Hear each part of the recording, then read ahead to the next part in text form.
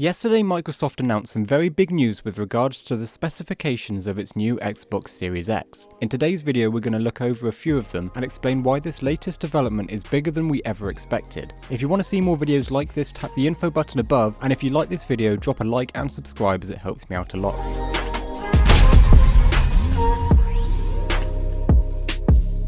Let's start by looking at its next generation custom processor. The Xbox Series X is powered by a custom designed processor, leveraging AMD's latest Zen 2 and RDNA 2 architectures, delivering up to 4 times the processing power of an Xbox One, enabling developers to leverage 12 teraflops of GPU performance. In layman's terms, we are looking at performance increases of double of what the Xbox One currently outputs, and more than 8 times the original Xbox One.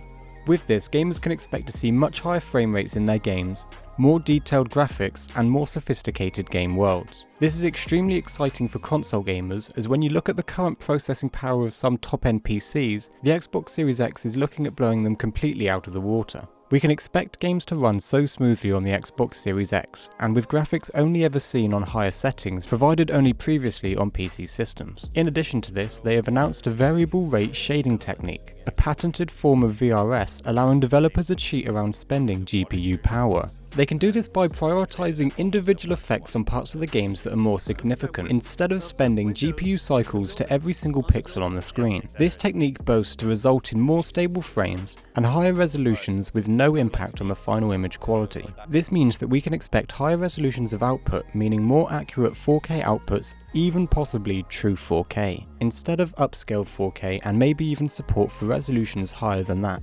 Furthermore, the most impressive announcement that they have made is that they are going to have full support for DirectX ray tracing. Ray tracing is the next big leap in graphics development. With it, developers can accurately simulate lighting in video game engines. It is used a lot in Modern Warfare, Battlefield, and even in Minecraft, and while many say that it's a gimmick, just like physics were when they were first announced, you have to admit that ray tracing really can set the atmosphere of the game, and change it completely, which is why lighting is important in any media form, be it games or movies.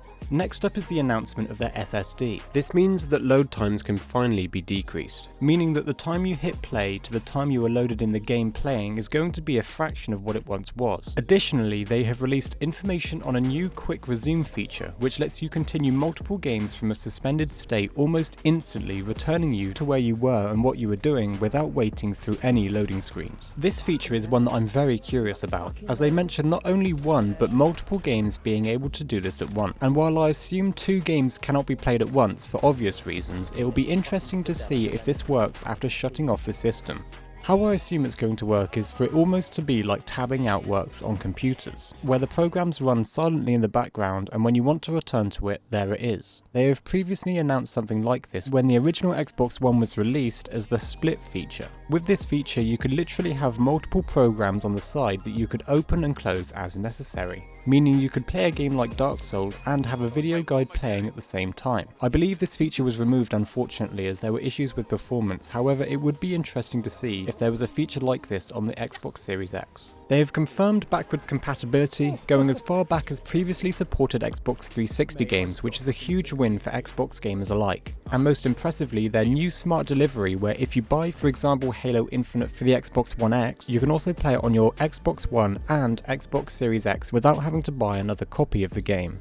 Recently there was a poll set up by Ed Boon, creator of Mortal Kombat, and in it he asked what players wanted most from the latest Xbox and PlayStation consoles. If you tap the info button above, it will take you directly to that video, and in it I go over the results in more detail. However, 30% of the people that voted said that it was essential for it to play last gen games. It is obvious that people don't like buying the same game twice, especially if it is a game that they have already played or one that they want their progress to convert over to.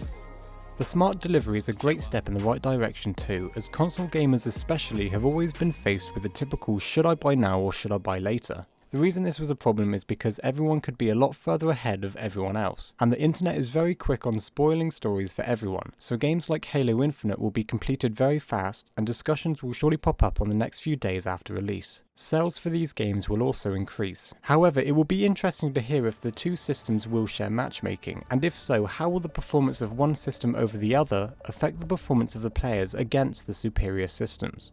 Finally, they announced a partnership with none other than HDMI themselves. With their new HDMI 2.1 innovation, The Xbox Series X is confirmed to be fully supporting 120Hz.